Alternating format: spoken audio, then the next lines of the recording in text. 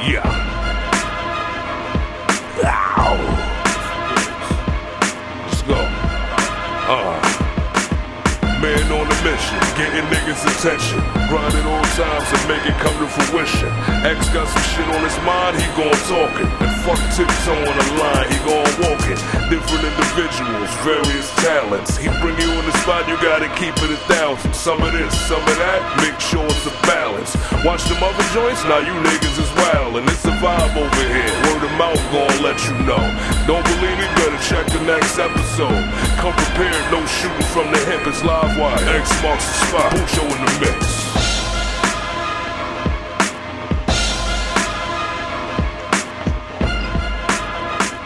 Time to go global, baby.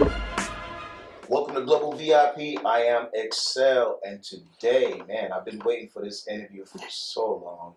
And getting a hold of this woman is like getting a hold of the President of the United States, I swear, because she is everywhere. Her schedule is jam-packed, events, curating, producing, managing. I mean, she is a jack of all trades, a master of many different ventures, and I'm just so happy to have a host, an event producer, as I mentioned, a manager, just an overall exceptional leader in our community. Sue Fearless is here with me today. What a pleasure. This is Global VIP, and we got Sue Fearless in the building, y'all. Yes, I'm so excited to be here. Thank you so much. And thank you for all the flowers. I appreciate that. Yeah, you're a force. You definitely are a force out here, and it's not going unnoticed. Like, a lot of us are paying attention to what you got going on, and clearly, you know, you're having a huge impact, and not only in the community, but as a culture, you know. And I see you as one of the ambassadors of a lot of great things out here. But let's start with your story real quick. So walk me through Sue Fearless, the beginning. Yes. All right. Where do I start? You know what? I'm bugging. I'm sorry. Yes. No. Hold that thought. Okay. My ritual. I almost forgot the ritual because this is Global VIP. And, you know, I'm so excited. I'm ready to get into your story. You see what I did there. But I usually start this conversation with 3 questions to qualify you as a Global VIP. Okay. First question, do you own a passport? Yes, I do. Second question is, the last country you visited was? Dubai.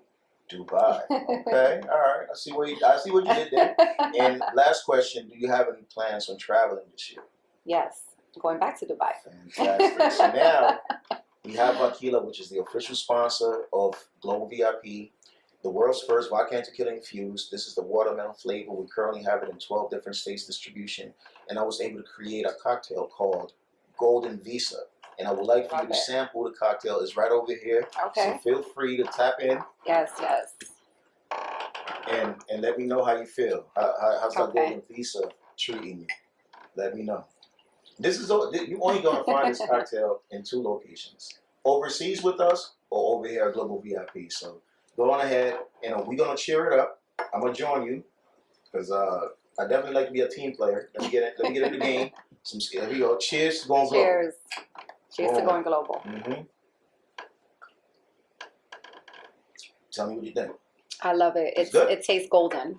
Oh wait, that's the motto right there. That's right there. That's a slogan. It tastes golden. Yes. Golden Visa. We out here. Welcome to the club. Thank you. Thank you. And pleasure to have you. So now, tell me about the origin. Yes. Thank you for having me. It's an honor to be here first and foremost.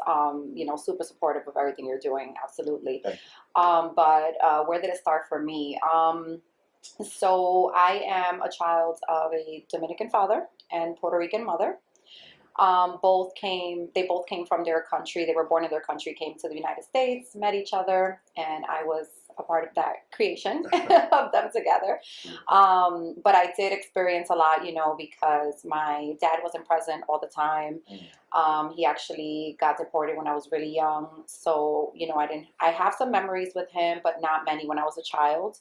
As an adult, I did get a chance to go back and take my children and, you know, go visit him and see him after so many years. But because I grew up with a single mom, there was a lot that I had to learn on my own, and there was a lot of protection that I had to create for myself. and not because my mom didn't provide that, but she was a single mom. So she had to work, and it was, 3 of us siblings that she had to take care of. So I think that growing up with a single mom definitely made me this strong person, fearless person that I am today. So I admire my mom a lot and everything that she did the best she could for us. And I appreciate her so much because she brought, she came to this country and we were able to be born here and have the opportunities, the opportunities that we probably couldn't have had, being born in my parents' native countries. So that's kind of where my journey started. And I had to be a tough young girl. Where are you from, though? Like, what part of New York? Oh, yeah. So I was born in the Bronx, but I grew up in Washington Heights. Okay. Yeah, I grew up in Washington Heights. So that's like little DR. Right. So, but I did have, ironically, a lot of Puerto Rican girlfriends when I was young as well. Okay. So it was kind of like a mixture.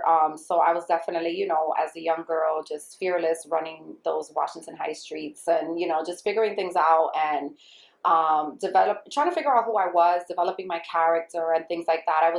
I'm a Capricorn, and I know some people don't like to equate the astrology with the person because everyone's different. That is true. But as a Capricorn, I was always very independent and very focused on what it is that I wanted to do. So at a very young age, I was very much I was very studious. I was a nerd. But Even growing up in the Heights with all that noise, you stuck to your books. Yes, I stuck to my books. I was a nerd. However, I was definitely a rebel. So even though I was doing good in school, I still always wanted to do more outside, experience outside, and just sometimes be at the wrong place at the wrong time. But it happens, right? That's how you learn. But that's how you get your stripes. That's a fact. But so since I was really young, I was very much into like music, and I think that stems from my dad. My dad was a musician.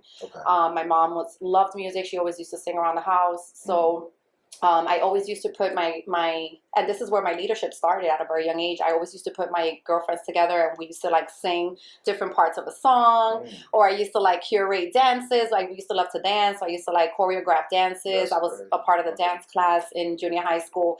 And I also used to love to sketch.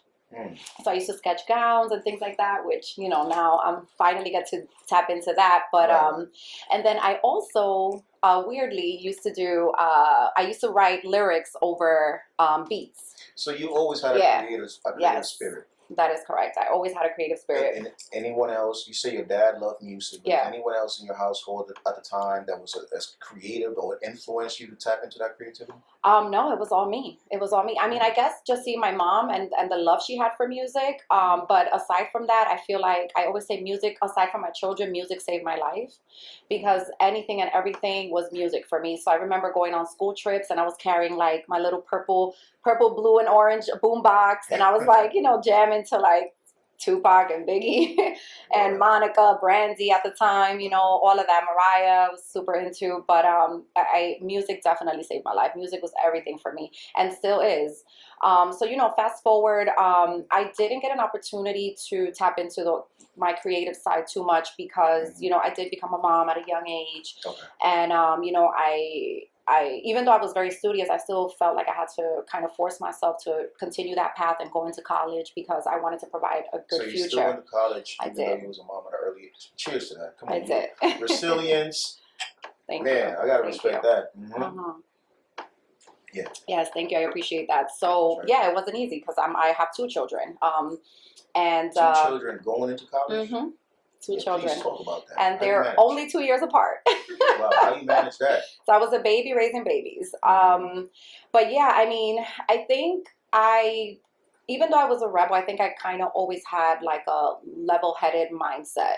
And I think that that's what helped me. So I knew having my children that I wanted to give them, everything that, more than what my mom could have gave me and things like that.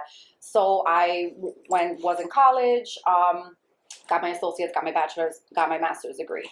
So, so while I was getting my bachelor's degree, I was going for business and I had my accounting 101 professor pull me to the side and tell me, business is too broad. Why don't you focus on like finance and accounting because you'll always have an opportunity. So I was like, all right. It is what it is. I always knew I wanted to run a business, but he did have a point, and I wanted to take care of my children again. Right. So long story short, he was right. I ended up getting my degrees in finance and accounting, and I have always had a job, been able to put food on the table for my children. So it was Awesome. the best decision I made in terms of that, but it wasn't spiritually the decision that I wanted for myself. Okay. So I kind of felt stuck in the corporate world for a very long time. And, you know, back then, I'm not that old, y'all, but back then, it wasn't as, the conversations centered around cultural diversity and inclusion, they weren't being had at that time. That's true. So I always felt a little uncomfortable, you know, because I had an accent, because I was Latina. I felt like I couldn't wear my hair curly all the time and just be my authentic self. I kind of had to be kind of structured and very black and white and blah, basically, and kind of walk in there every day. And, you know, if I definitely never felt like I fit in. So I had a struggle with my corporate career because of that. I mean, it lasted a very long time. I was in the corporate world for like 18 plus years, but it was tough. It was tough. So did you feel comfortable within your identity at the time, or you were still trying to navigate and figure out who you were and how you could fit into this corporate structure? Is that the battle you were dealing with? Yeah, so it was a combination of two things. So yes, it was that. Obviously, I was, you know, young and trying to figure out motherhood, trying to figure out who I wanted to be, you know, as a young adult and things like that, and then being thrown into this career that I never really thought of. So it was a combination of that, and then it was hard to fit in because not because I was lacking identity, but because they didn't allow for it. It wasn't open. It wasn't received openly that way in the corporate world, you know, back then when my career first started. So it was very difficult. I felt myself, you know, again, just feeling very rebellious and like, I just want to break away from these chains, you know, these 9-to-5 chains. I just want to break away. And I finally was able to do that. But before I get into that, so in my journey, when I was in college, working, raising my children, I met a lot of amazing people in New York City, a lot of my peers and some of my best friends that I still have till this day. And everybody was kind of connected to something in the industry. So I tapped in with one of my best friends. What industry? So one of my best friends, he is a musician. Okay. But then he also was curating events in the city. Okay. So what some of the like nice quality, you know, events he was curating with his team at the time. And then one of my best friends who moved to Colorado, Sloan, she was actually launching her DJ career.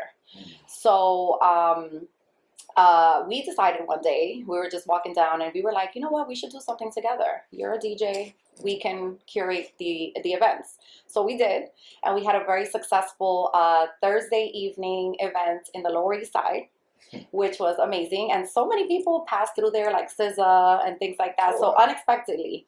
So it was just, and this is before, you know, she's SZA, but it was amazing to tap into all those people. And then I went on and started doing many events and of course bumped into many celebrities and things like that. So I started growing my side hustle, which became event curating. So through my relationships, I was able to create events for, you know, many celebrities, even out of town celebrities from Atlanta when they came to New York, things like that. So, you know, very high level events. So I became the plug in that way. So I had a lot of connections with different venues, things like that. So because of that, and my story is long, Excel, so if I'm still going. I wanted to know kind of like what got you to the point of event production, management, and that kind of thing, and building your Fearless Women brand. So let's talk a little bit about you finding the motivation to create your own brand. Yeah. So that was actually what I was going to get into. Okay. So as I was doing these events, there was a lot of women approaching me. Okay. And they were just coming up to me and they were like, how do you do this? How did you like transition and start a business and like making time, you know, to run the business and have children and all of this, right? So very organically, my brand became a female women empowerment brand. So ironically, when I first started, when we first got into Instagram, right? Because we didn't have it when we first started. That's true. Yeah, that's true. So when we first got into Instagram, I really didn't want to do it. But you know, my colleagues were like, you have to, because that's just what we're using now. So I came up with the name Fearless Women at the time because I didn't want it to be connected to my name. This was like what, 2013, 2012? This was, a little bit before that. Yeah. I'm going to say like Yeah, like 2012. Yes, yes, around that time. Yeah. So I created Fearless Women. So at the time, it was an event curating So you have that brand business. over 10 years. Yes, yes, Salute. Cheers. yes. That, Thank you. consistency deserves a drink. Period. There's a lot of people, Yeah. they see your success now and they think it's overnight. Oh, please don't even get me started with that. We'll talk a little bit about that You know later. what I'm saying? So But I yes. respect someone that Yeah. stays consistent with something and tries to see from conception all the way to execution, right? Yeah. Your vision and your whatever it is that your journey is leading you towards. So the fact that you've had a brand for so long, and I can relate to that because I've also pushed a brand for a long time. So I salute you for that. So now you get to a point where you are now in the mix. How do you navigate being in these rooms and being around these individuals and still maintaining your integrity, your brand, and everything else? Right. So luckily for me, I figured out very early on that your integrity matters, you know, and I'm not going to say I was the most perfect person at the time, but I always tried my very best to, you know, be a person of my word, you know, and treat people the way I want to be treated with respect and things like that. And most importantly, I just loved creating magic in a room. I love putting people together and creating an ambiance where everybody's having a good time. You know, no negativity, no nothing. And I think that that's what followed me. And that's why people were always coming to support me and coming to my events, because that's exactly what it was. And it wasn't easy because I'm not the most extroverted person, even though everyone thinks I am, Yeah, but I am not. I was assuming I lost my money if I'd have bet. I am not. So network, and I talk about networking a lot because it takes a lot of energy to network. It takes a lot of energy. That's so true. you know, it wasn't the easiest thing to do at the time. However, having those type of small talks and things like that with everyone that's in the room is not that difficult if, you know, you're passionate about something. True. So all the conversations, all the questions they were asking me, and you know, I'm a sucker for a great conversation. Like that's why I'm probably not the best phone person. I like face-to-face, you know, interactive conversation. But so talk to me about a topic I'm interested in, or talk to me about my business. I can talk to you, you know, all night about that. So that's kind of like how it developed. And then, like I said, the women were approaching me, so it organically turned into a women empowerment organization. But I've been very resilient because I've pivoted a lot with Fearless Women, but I allowed it to happen organically. So once that happened, I kind of started steering away from doing the nightlife events and stuff like that, and I started focusing more on hosting workshops for women. Okay. So I had a bunch of amazing women speak at some of my events on the panel and things like that, and you know, just building those great relationships and conversations. And that's something that I really started to focus on and become passionate about. So because I know for me, when I was thinking of starting my business, like you said earlier, everybody takes losses. I definitely did not build my business the right way in the beginning, you know. So that's something that I wanted to focus on, because I felt like we needed some guidance, we needed some coaching, you know. And I am going to toot my own horn, and I would say that at the time when I started my women empowerment workshops, it was at the very peak when women started holding women's workshops. It was at the very beginning. So I would say that I was one of the trailblazers, you know, and my supporters will agree, my haters won't, but it's fine. Hey. You need the haters. Hey, let's haters. toast to that. Let's get it. Ain't no plan. So I feel like I was one, not the, but one of the pioneers. Beautiful. You know, in New York, yes, Gotcha. in New York, yeah. So, yeah, you know, I was very limited. I had my small children, but I definitely put in the work in New York. And, you know, even out-of-towners knew of me and things like that. But yeah, so that's kind of like the trajectory. And then, of course, I'll fast forward it, you know, the pandemic hit, and that really bothered me because, you know, I'm a DV survivor, which I don't talk about it too much, but I definitely advocate for, you know, for DV survivors and victims and things like that. And that's one of the things that bothered me during that time, because I was just thinking about, you know, people stuck at home with their abusers or, so, true. And I was... And not to cut you off, but during that time, there was a high rate of DV. Yes. occurring across the country Yes. where it was just out Yeah. of. I mean, clearly we home. We can't go nowhere. So all we have is just the time and space to kind of like be in each other's. So wow, that's And that's also crazy. a lot of people lost their jobs, so there was a That's lot of true. depression at home. That's true. You A know, lot and of people pressure, were depression. going towards to liquor and different Sure, vices. we have nothing to do with We that. have nothing. Yes. But Yeah, it's the you're truth, right. and Absolutely. vices and That's different true. vices and things like that. So That's true. I thought about that, and actually let me rewind a little bit.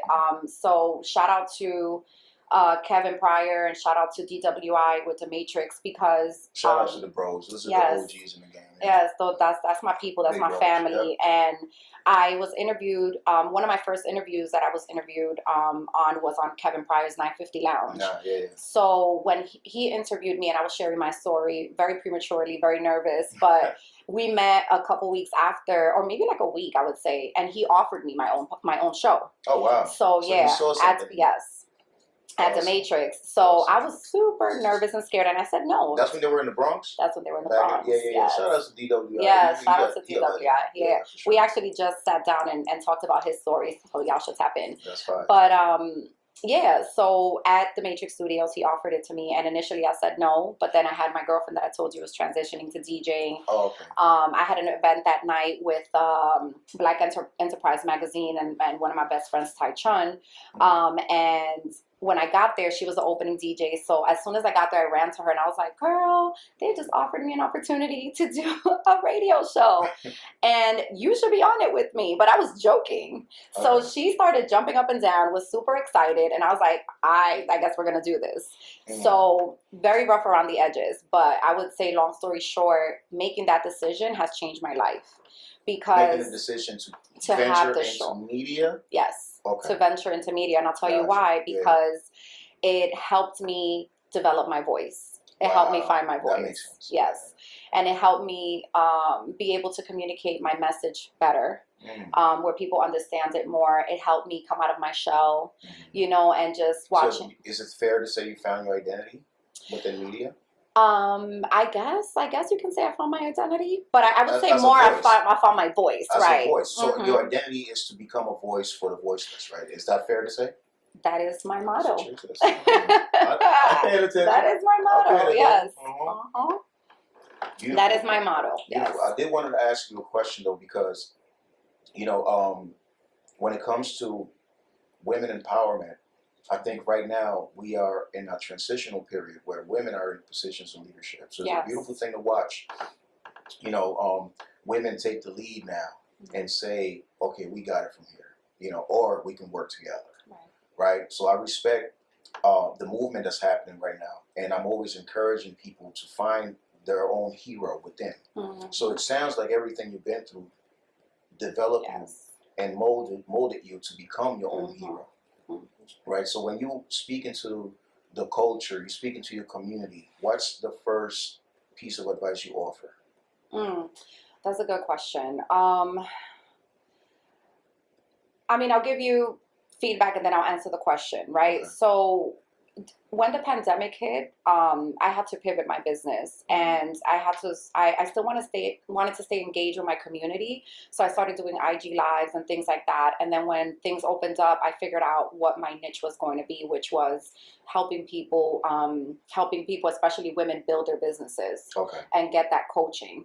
So to answer your question, I think my advice would be for people to just find their tribe and connect with their tribe, because a lot of people want to do things by themselves a lot, and they don't understand the power of collaboration and the power of teamwork.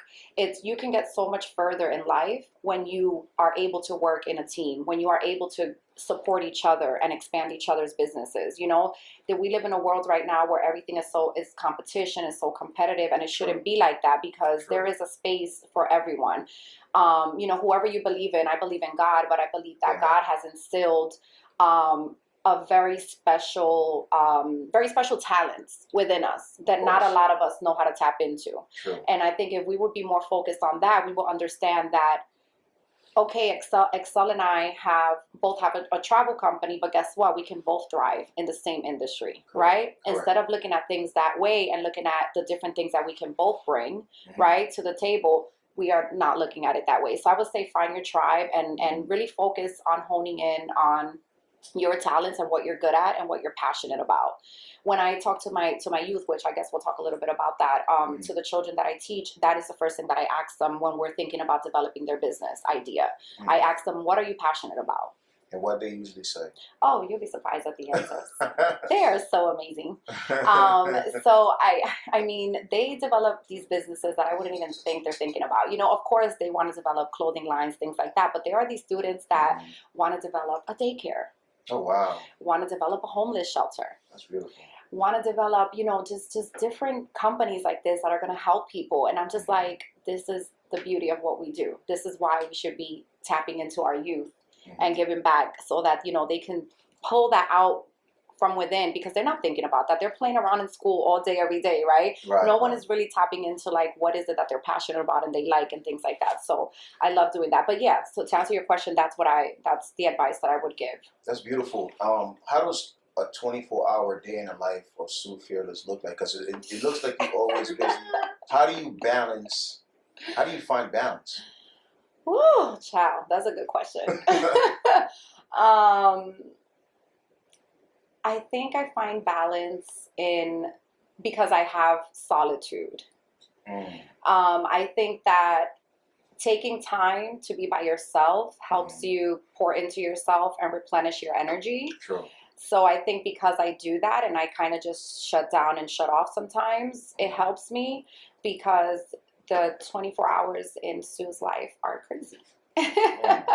And it starts very early in the morning with a ton of meetings. You know, I am juggling a few things right now, but I'm a big believer of not allowing anyone to put you in a box and exercising a lot of the things that you want to do. Because we all evolve and change over time. True.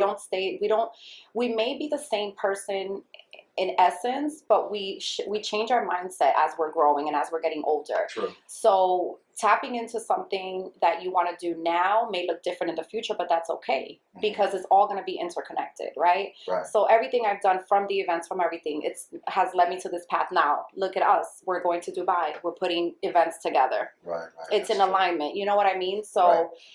But yeah. Okay. So, you know, the fact that you brought up Dubai, I just met you not too long ago, and I'm very blessed to even have the opportunity to make it this far with you in such a short. It's almost like the speed of sound. Yes. You know what I'm saying?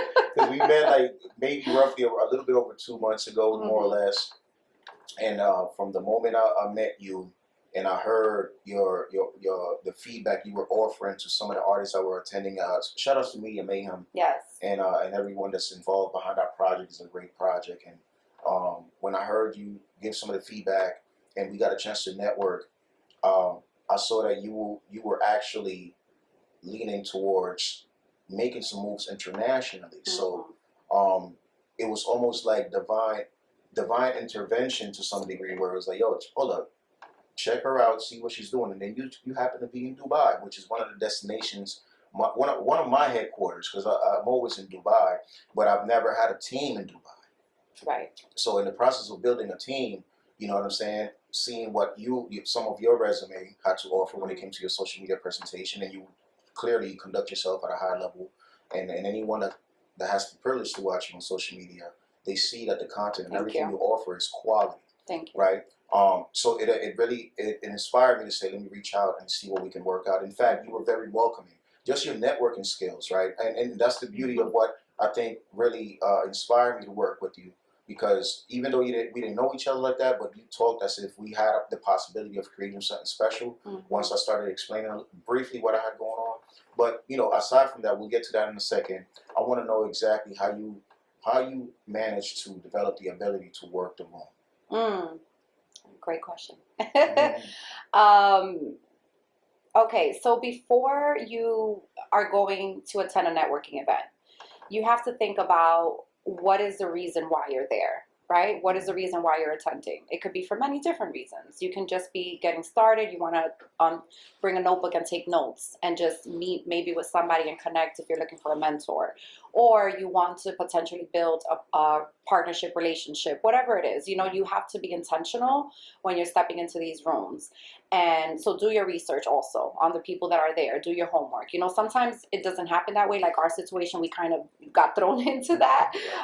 So, you know, we had very little preparation, but do your homework, do your research before you go to these networking events, and understand that you need to make sure that you're being intentional, you're connecting with the people you want to connect with, because it's a large room. So you can't work everyone.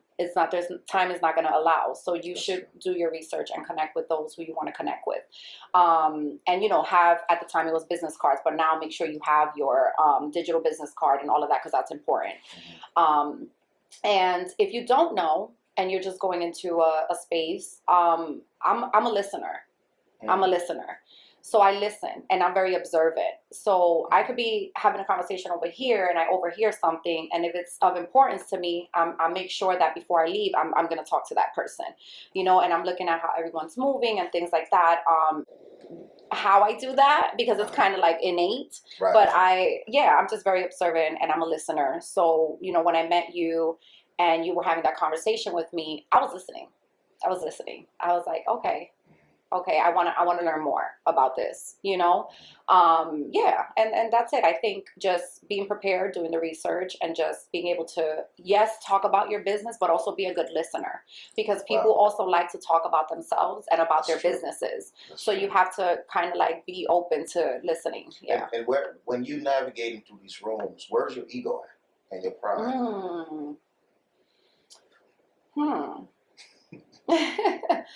So I guess the ego comes in the intentionality. Just, you know, being able to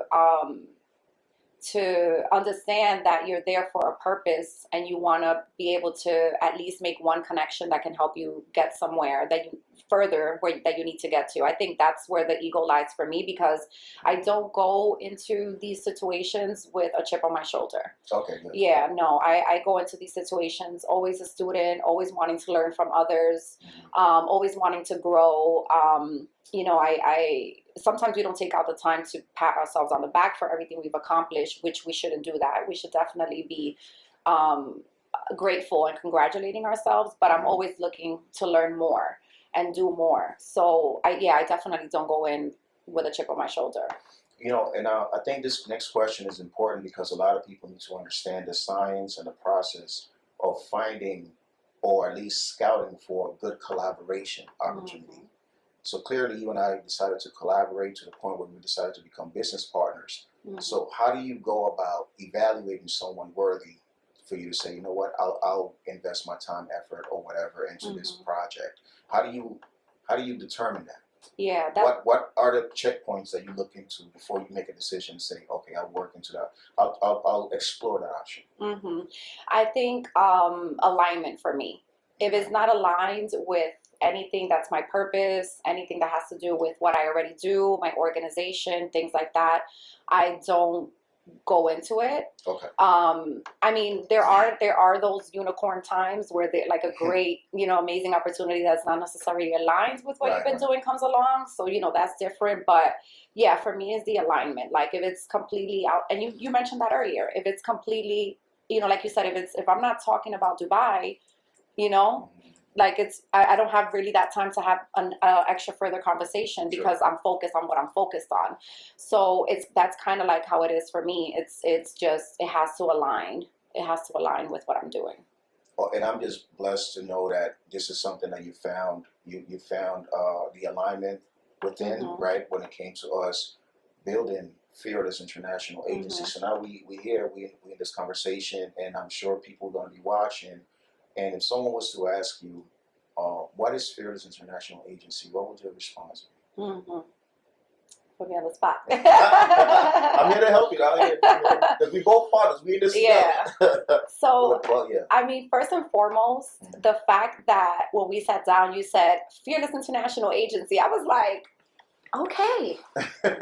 All right. That sounds like something. That sounds like music to my ears. Mhm. Like, because again, alignment is the alignment for me. Okay. So it's like, okay, what I do right now, what I focus on the most is business coaching, right? And financial literacy and things like that. And I'm also a professor. I teach small business owners. So, you know, I saw the business part of this. The business opportunity for me, but for Fearless International Agency, that component is important for me. So yes, we will be sharing information on our international trips and the international connections and everyone expanding their portfolio and things like that. But also the business opportunity part of it is important for me because we need to start thinking, and a lot of us are already, but we need to start thinking multiple streams of income. True. And we need to start thinking how to make money based on our branding, on our image, right? True. Name, image, and our NIL, right? So I think that's what Fearless International Agency for me stands for, is focusing on your brand, on your name, image, and likeness, and how you can benefit from that. Because a lot of the times we, you know, in most business ventures, we are signing off a contract with someone else or things like that. So nothing really belongs to us 100%. So I like what we're doing with Global VIP and with Fearless International Agency, because we are allowing for our people to take control over their businesses, over their branding, over their name, their image, their likeness, and monetizing off of it. And I think that's so important because, listen, social media was created, Instagram was created. What is Instagram about? Your image, your brand. Yes, that's right. It's about your image and your brand, right? That's why don't censor yourself, be yourself on all these platforms, but definitely think about that too, because people are looking at your platform for those reasons, right? So make sure that, you know, what you're putting out there, no matter what it is, make sure that it's intentional, make sure that it's in alignment with you and your brand, because so many people are monetizing off of this now, especially our younger generation. So for me, that's what, you know, Fearless International Agency is. It's just an agency that really focuses on helping our community, helping our culture push forward in a positive way, where we're all getting rich and making money and having a good time and understanding the business aspect of things, because a lot of us don't understand it. And what I really enjoy about our partnership is that you are well decorated on your region, at the local, regional, and the national, obviously, because you have relationships all over.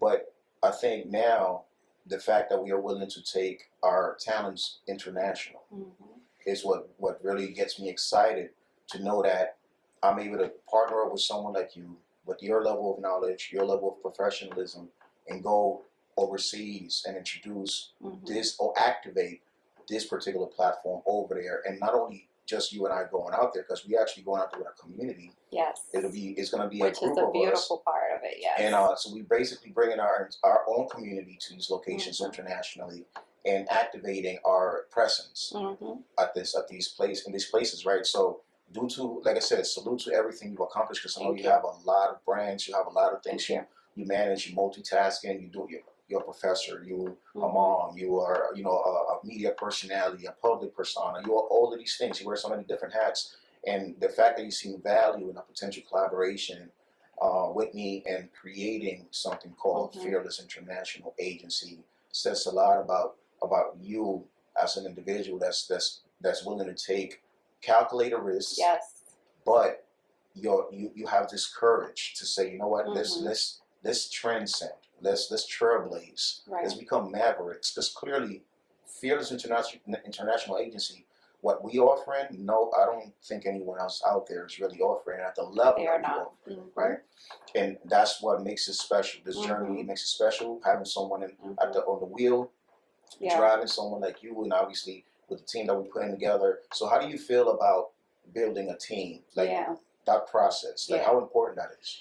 So that's important. And I think that what you just said is what people need to take away from this, right? So we're not being gatekeepers.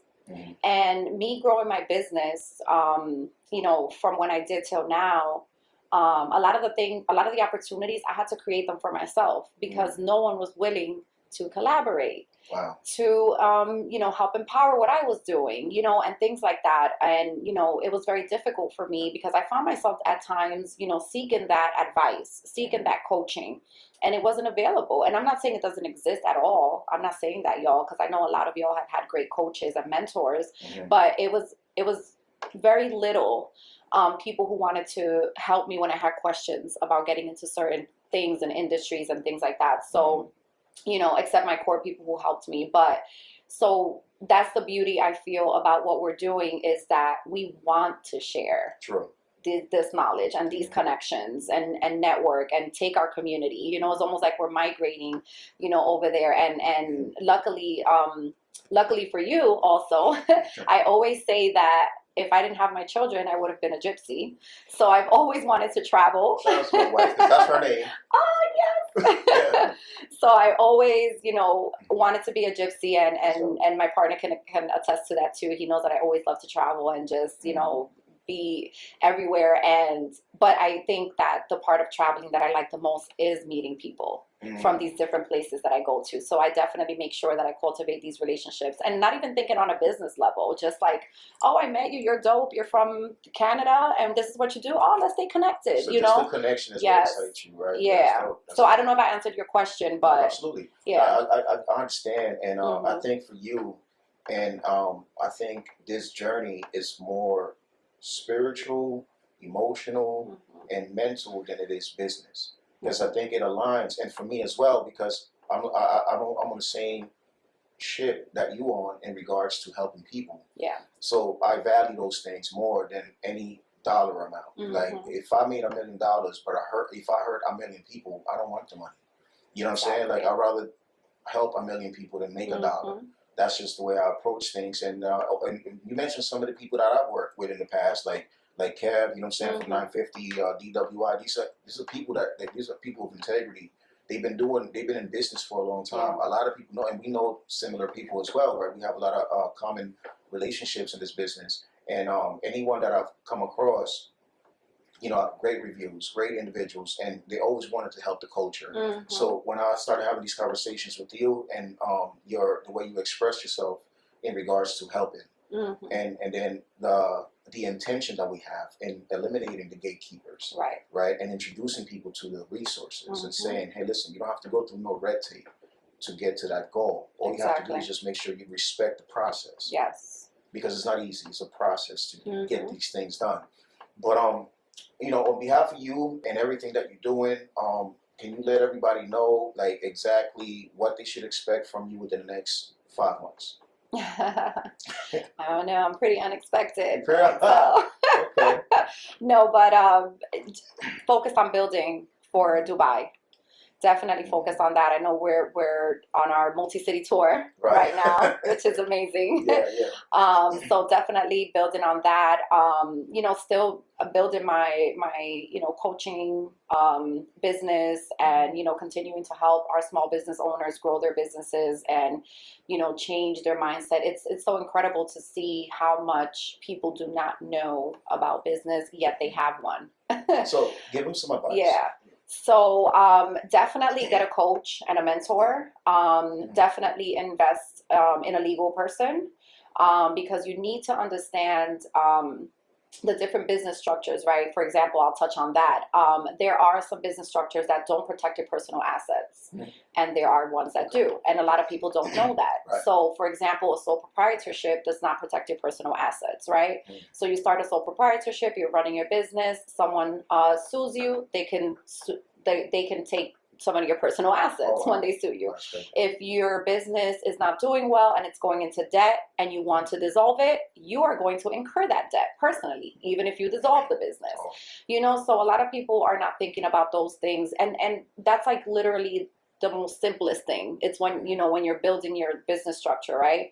So, look into that, so just advice like that, just definitely, there are free resources out there. There are communities and organizations who are providing these classes for free or at a very inexpensive cost. Oh, wow, okay. And I know we're all busy, but definitely take the time to sign up for these classes, because you need to understand all of these elements, and especially tax season. Like, a lot of people don't know all of the deductions they can take, all of the expense deductions they can take, what they can write off, things like that. You need to understand that if you run a business from your home, you can deduct some of your rent payment or some of your mortgage payment. A lot of people don't know that. Wow. Right? So it's those things like that which have made me very passionate, because again, I didn't have that guidance. I kind of started my business blindly, and then as I went along, I learned all these things, and I became passionate about giving that back to my community, because we're doing things that we're not supposed to be. We're doing things the incorrect way, and the IRS is getting us at the end of the year. And we have a high tax liability, and we're all wondering why. Why do we owe $20,000 at the end of the year? Well, this is why, because your tax preparer is not telling you all of the deductions you can take based on the industry your business is in and things like that. So that's my advice, just to invest in that. It's interesting you said that, because a lot of people don't know. For instance, I just found out recently that the reason why most rich people drive Range Rovers is because the Range Rover is virtually a tax write-off, because the vehicle weighs over 6,000 pounds. And if a vehicle weighs over 6,000 pounds, you can claim it as a business vehicle, right? And that's just little tricks. That's why I want to get a G-Wagon. No. You know what I'm saying? You deserve it. So that's a fact. You know what I mean? But those little tricks, like you said, is very important. So I'm super honored to have someone of your caliber with your level of experience and education to be able to be a co-partner and build this business with you, with this partnership. So, Sue, listen, we have a lot to do this year. We do. I'm just trying to be a little more subtle with this, but we're very busy this year. I'm just so happy for you to be on board and be locked in. And I'm looking forward to how far we can go with this project that we got right now in front of us. And shout out to everybody helping. Yes. Shout out to all the people that's involved behind the scenes, in front of the scenes, everyone, all the agents across the East Coast that we managed to build relationships with. Some of you guys we have contracts with. So as you mentioned, to your credit, absolutely, get your paperwork straight. Yes. Get your lawyers. And your credit, y'all. Don't play with your credit. That part, you know what I'm saying, is very important. So, Sue, we're going to cheers today to going global, going international, and getting this business off the ground and making some amazing things happen in 2024. And I'm looking forward to what we can do in the future. So thank you. I want to say thank you so much, Habibi. Hey, you already know, okay. We out to Dubai, We y'all. outside. See ya, man. Thank you, XL. You got it.